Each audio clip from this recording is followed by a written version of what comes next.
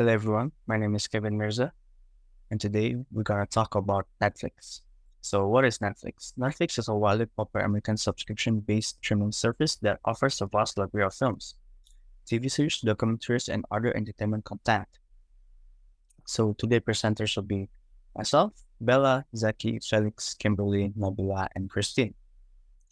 And today our agendas will be the story Netflix trying to tell, which will be presented by myself, challenges their narrative by Zaki, key issues of controversial theme by Bella, cultural insensitivity by Christine, stakeholder impact by Nabila and Kimberly, and suggested communication objective by Felix. So, a brief history about Netflix.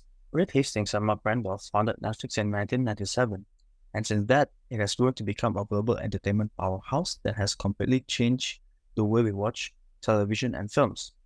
The history of Netflix spans from its beginning as a DVD rental service to its current position as a dominant streaming powerhouse.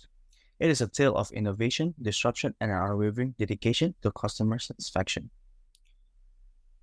Okay, next is the evolution to streaming. In 2007, Netflix made a significant shift by introducing its streaming service, allowing subscribers to instantly watch movies and TV shows online. This was a game changer as it eliminated the need for physical DVDs and made content accessible on various devices. To enable this, Netflix invested heavily in technology, developing the infrastructure required for reliable internet-based content delivery. Additionally, licensing agreements were secured to build a diverse content library for streaming. Moreover, Netflix global expansion was made possible by streaming, allowing viewers in over 190 countries to access content, transcending geographical and language barriers. It also transformed viewer behavior, popularizing binge watching and on-demand content. Okay, Netflix vision is to be the best global entertainment distribution service, delighting our members by curating incredible experiences.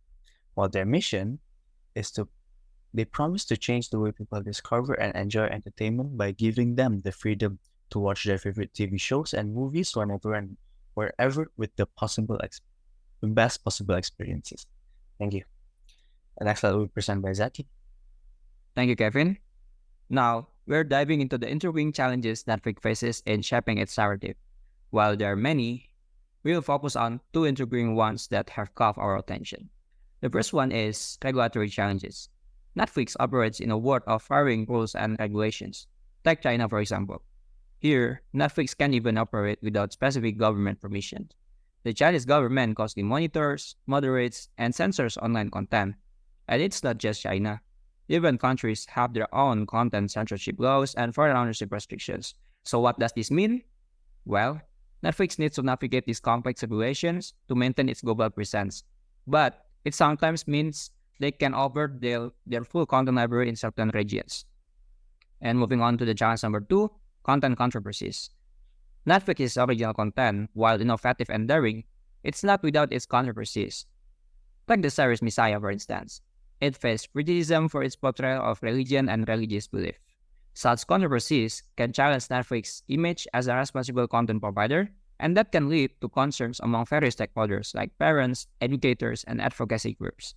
Now, to delve deeper into these content controversies, let's turn it over to Bella. Thanks, I'll take it from here. So in this part of the presentation, I'll go in depth about the problems that have arisen concerning the company. As we all may be aware, Netflix produces a wide range of content, and some of it has faced criticism for its themes, portrayal of characters, or cultural insensitivity. These controversies often center around particular shows or films, and I'll provide a detailed analysis of these controversial themes. The first series with the controversial news regarding its theme is from the show Messiah.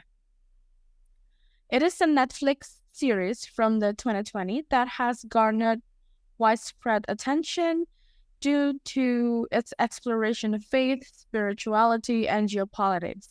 However, the show faced criticism for handling religious themes poorly, shallow character development, and sensational storytelling.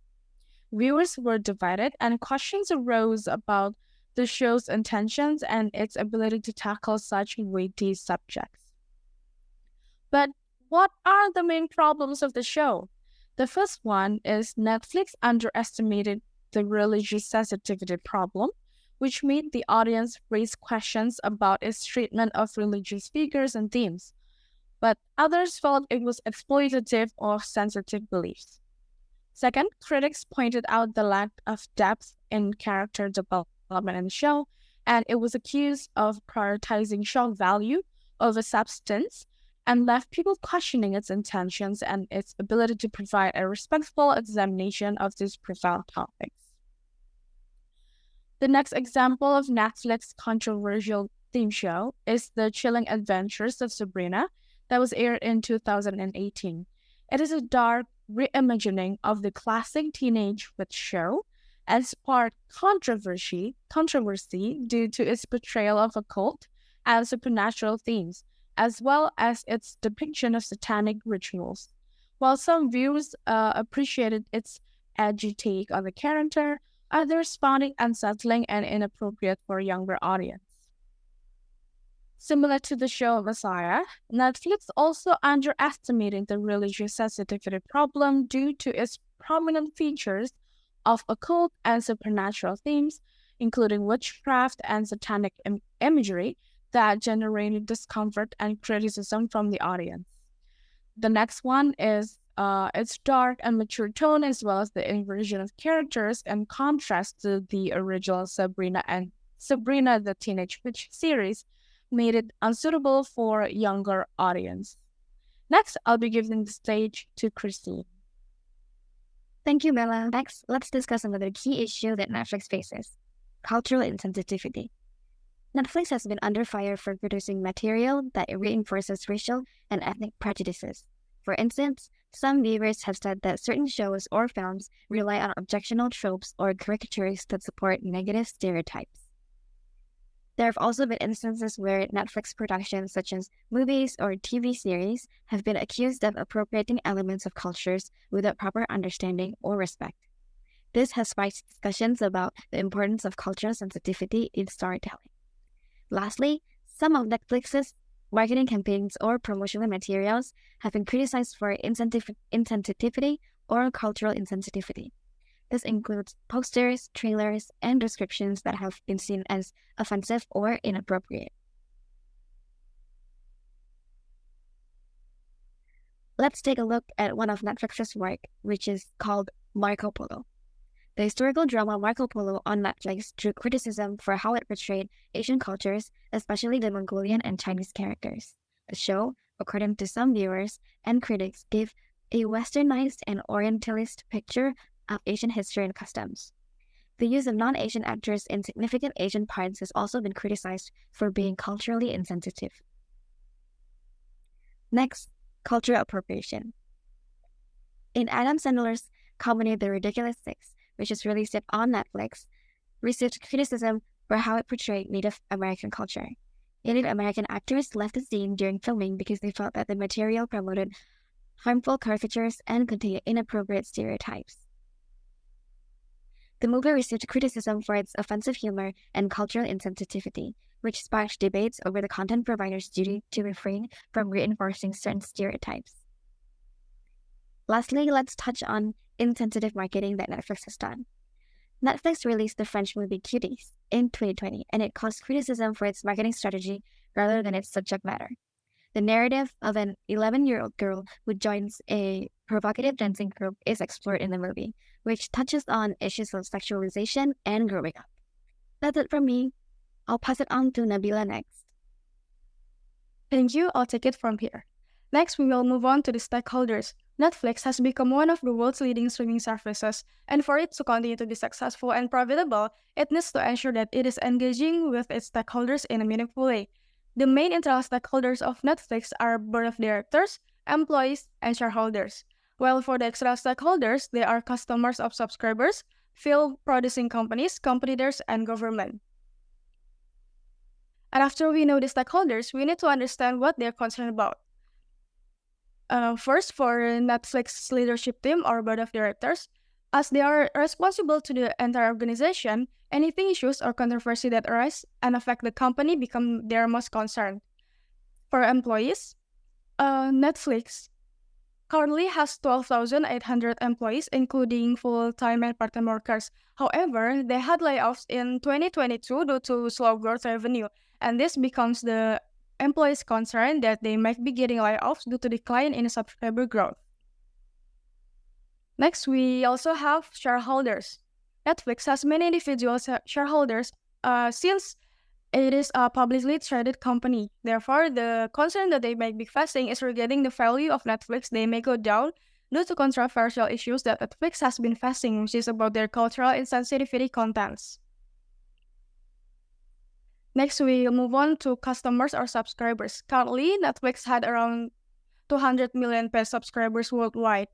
And as the main income comes from subscriptions, they need to keep subscribers satisfied.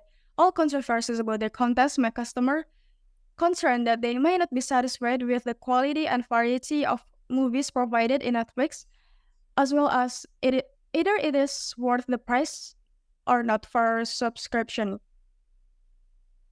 Next, there are also competitors. The main competitors of Netflix are Amazon Prime Video, HBO Max, Hulu, and Disney+. Netflix needs to monitor their activities and contents regularly to ensure that it has the contents and other resources that will maintain their position in the industry. And then we have film producing companies. To meet customer satisfaction and maintain customer loyalty, every film producer must always come up with new interesting ideas for their contents with the controversy regarding the content on Netflix, which is considered offensive to a certain group, film producer must be careful in making their ideas into films, and they need to consider the extent to which they can and cannot put into their work. Unless we have government or regulators. As for regulators, government have concern about their limitation of censorship. They need to set clear boundaries regarding contents that may be offensive to certain group and sensitive, especially about religion, ethnic, and any related theme about child abuse or grooming, as they are responsible in law. For the next, we will have Kimberly.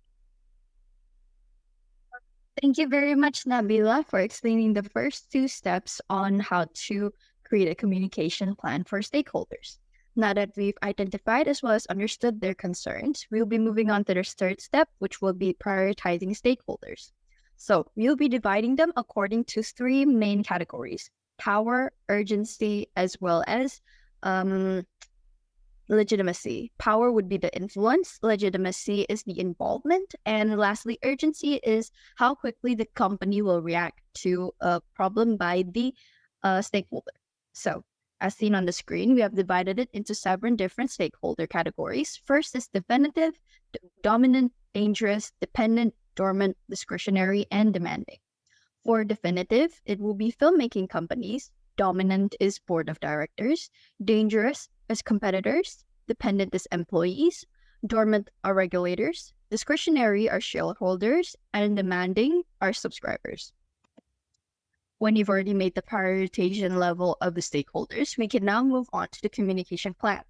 As seen from the screen, I've divided each stakeholder based on their concern, communication tools, as well as communication goals, and we have recommended the communication for each stakeholders as well. First of all, for subscribers, they are concerned about the content and quality at Netflix will not satisfy and is not worth the price. Communication tools used would be social media platforms, newsletters, and websites. Communication goal would be to promote Netflix as a one-stop for all entertainment that is accessible and inclusive. So, the recommended communication is to promote the movie ranges that Netflix has with affordable prices through social media platforms. Second, for regulators, they are concerned about the limits on vulgar, inappropriate, and cultural contents. So, the communication tool would be through using letters, emails, and legal documents, and the communication goal is to make sure that Netflix abides to the censorship laws and regulations of the country. So the recommended communication would be to send thorough documents to the government entailing the contents of the film to ensure that the films abide by the government censorship rules. Third would be filmmaking companies, which are concerned about limit of creativity in creating content. The communication tool would be emails, legal contracts, in-person meetings, and the Netflix algorithm. Communication goal would be to establish a license to air films on the platform while promoting these films. So the recommended communication would be to have detailed contracts about the films and to promote them on Netflix platforms to secure viewers. For board of directors, with the concerns of the impact of the entire organization due to the controversy, communication tools would be in-person meetings and emails, and the goal is to die down the controversy and build Netflix's image in a new light. The recommended communication would be to strategize and email everyone within Netflix on updates regarding the situation. For employees who are concerned about getting laid off due to the decline in subscriber growth, communication tool is through emails and online meetings. Communication goals to increase employee motivation and reach targeted goals. So the recommended communication would be to delegate job descriptions as well as employee incentives through email to ensure that they are further motivated. For shareholders, their concerns are that Netflix's share will go down due to the controversies. So communication tools would be emails, online meetings, and legal documents. And the communication goals, since it is to assure shareholders that Netflix is doing okay, the recommended communication would be to set up weekly meetings as well as continue to update them via email on the company's current conditions. So that's all from me regarding the next step, which is to bridge the gap way between diverging narratives will be explained by my teammate Felix. Thank you, Kimberly. Now, my name is Felix, as Kimberly mentioned, and now we're going to be discussing on diverging narratives. Now, before I continue with the next subject, I have to explain a little bit regarding diverging narratives. Now, what is diverging narratives? Well, it can be said that it is stakeholders that have different views and approaches to financial decisions made for the company. And why is this important? Because if the key issue happened to the company, most likely the company shares will be highly affected by its investors or consumers. And now we're going to be moving towards the next slide, which is, doesn't seem to move. Okay, communication objective. So this is the objective that we're trying to communicate towards our shareholders. Respond effectively to a crisis or negative situation to protect the organization's reputation. And what are the measurements? Well, first we have to monitor media coverage and assess public sentiment before and after crisis communication efforts. And if that does not work, we should move on to stopping any potential media coverage in terms of the matter and publicly acknowledge the fault, promising better future management on the issue, which surprisingly not really many big brands do these days. Most people want are just the acknowledgement on the issue and promising a better management towards the issue. So that is it for our presentation. Thank you very much. We are sorry if we made any mistakes, and we hope you guys learn from our presentation. Goodbye.